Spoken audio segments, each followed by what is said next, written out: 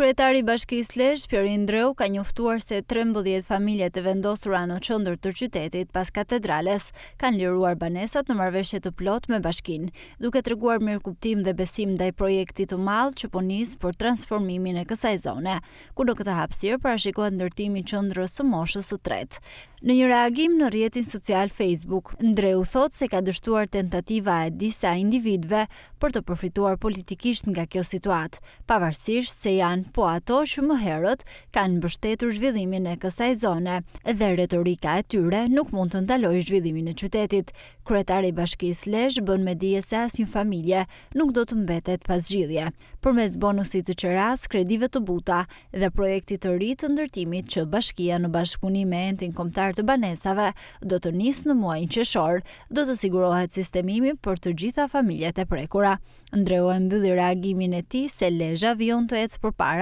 përmes punës dhe projekteve konkrete, duke lënë pas zhurmën dhe debatet e panevojshme.